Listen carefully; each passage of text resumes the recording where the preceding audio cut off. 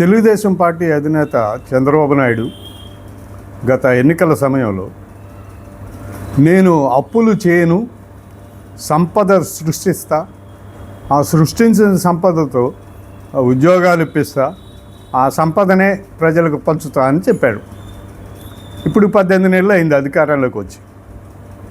రాష్ట్రంలో ఉన్న 26 జిల్లాల్లో ఏ జిల్లాలో ఏ గ్రామంలో సంపద సృష్టించారు ఆయన తెలీదు. కానీ అప్పులు మాత్రం ఈ 18 నెలలలో 2,66,000 కోట్ల రూపాయలు అప్పులు చేశారు. ఇంకా నిన్నే చెప్తున్నారు అప్పులు పుట్టట్లేదు అని, ఇంకా చేద్దామని. ప్రజలపై దాదాపుగా 15,000 కోట్ల రూపాయల విద్యుత్ భారాన్ని మోపారు. ఇంకా విద్యుత్ పెంచను అని చెప్తున్నారు. ఆల్రెడీ మోపేశారు. ఇంకా రోడ్లు పేరుతోటి కొత్త రోడ్లు, జిల్లాల స్థాయి రోడ్లు వేసే దానికోసం పెట్రోలు, డీజిలు, రిజిస్ట్రేషన్ను ఛార్జీలపై సెస్సులు వేసి రోడ్లు వేస్తా అంటున్నారు. పైగా వేసిన రోడ్ల మీద టోల్ గేట్లు పెడతానంటున్నారు. ఇది ఆయన ప్రభుత్వం. కానీ సంపద సృష్టి అంటే ఏంటి మనం చెప్పుకోవాలి. ఒక గ్రామం, 2,000 జనాభా ఉన్నటువంటి ఒక గ్రామం తీసుకుంటే ఆ గ్రామంలో ప్రభుత్వ ఆస్తి ఏముంటుంది?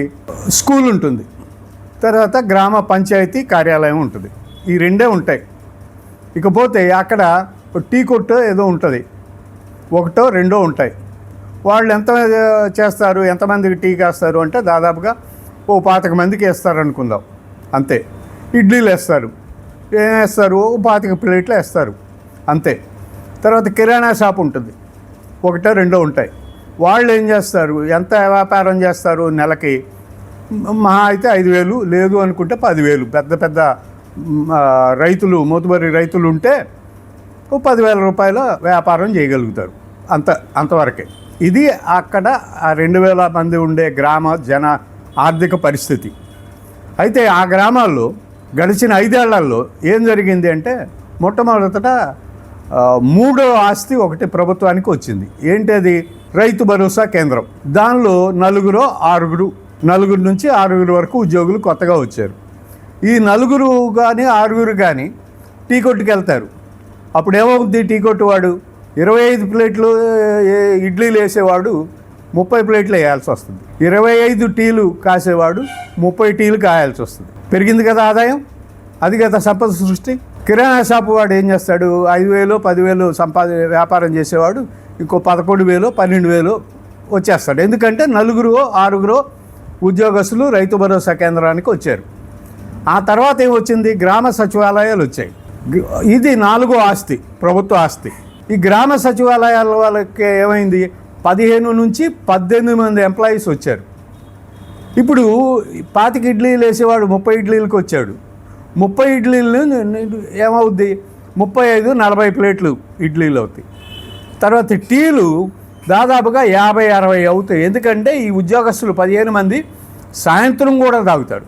సో ఉదయం మాత్రమే టీ పెట్టుకొని వెళ్ళిపోయే మనిషి సాయంత్రం వరకు కూడా ఉండే పరిస్థితి వస్తుంది.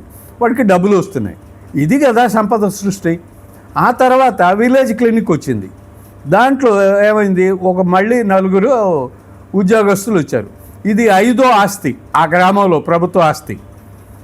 ఈ 4, 5 కూడా మళ్ళీ టీలు తాగడానికో, ఇడ్లీలు తాగడానికో, లేకపోతే కిరాణా షాపులో సామాన్లు కొనుక్కోవడానికో వల్ల ఆ కిరాణా షాపు యజమాని 12 నుంచి 15,000 వరకు సంపాదించే పరిస్థితి వస్తుంది.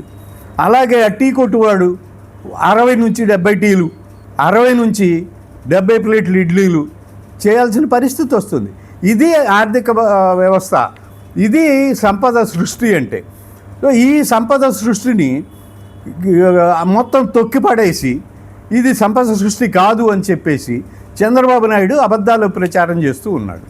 ఈ చంద్రబాబు నాయుడే కాదు, తెలుగుదేశం పార్టీ నాయకులు, జనసేన పార్టీ నాయకులు మాట్లాడుతూ ఉన్నారు. బీజేపీ చాలా తక్కువ మాట్లాడుతుంది జగన్ గురించి, కానీ మిగిలిన వాళ్ళందరూ కూడా జనసేన కానీ, టీడీపీ కానీ, నాయకులు కానీ పచ్చి అబద్ధాలు మాట్లాడుతున్నారు. సంపద సృష్టి అనేది ఒక గ్రామంలో కేవలం 2 మాత్రమే ప్రభుత్వ ఆస్తులు ఉండే గ్రామంలో, 2,000 మంది జనాభా ఉండే 2 ప్రభుత్వ ఆస్తులు బడి, పంచాయతీ ఆఫీసు మాత్రమే ఉండే గ్రామంలో ఇప్పుడు కొత్తగా 3 ఆస్తులు వచ్చేసాయి. రైతు భరోసా కేంద్రం, విలేజ్ క్లినిక్, గ్రామ సచివాలయం, 3 ఆస్తులు వచ్చినాయి. ఇది కదా సంపద సృష్టి. కేవలం 25 టీలు మాత్రమే అమ్మే వ్యక్తి, పొద్దుటే 6 నుంచి 11 వరకు మాత్రమే వ్యాపారం చేసే వ్యక్తి ఈ రోజున ఆ గ్రామంలో మొత్తం 25 మంది ఎంప్లాయీస్ రావడం వల్ల సాయంత్రం వరకు వ్యాపారం చేస్తున్నాడు, టీ వ్యాపారం. ఉద్యోగస్తులు వెళ్ళి టీ తాగుతారు కదా సాయంత్రం కూడా. సో సాయంత్రం వరకు వ్యాపారం చేస్తున్నాడు, వాడి ఆర్థిక పరిస్థితి మెరుగైనట్టే కదా. సో ఇది కదా సంపద సృష్టి అంటే.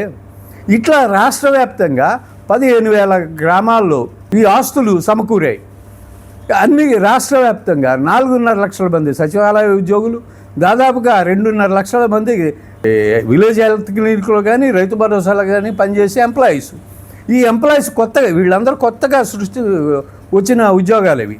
వీళ్ళందరికీ ఉద్యోగాలు రావడం వల్ల వీళ్ళ ఆర్థిక పరిస్థితి కూడా మెరుగైంది కదా. వీళ్ళ ఇన్ని కుటుంబాలు, దాదాపుగా 6-7 లక్షల కుటుంబాల ఆర్థిక పరిస్థితి కూడా మెరుగైంది. సంపద సృష్టి అంటే ఇది కానీ అప్పులు చేయడం కాదు, లేకపోతే అబద్ధాలు మాట్లాడడం కాదు. అది తెలుసుకోవాల్సిన అవసరం ఉంది.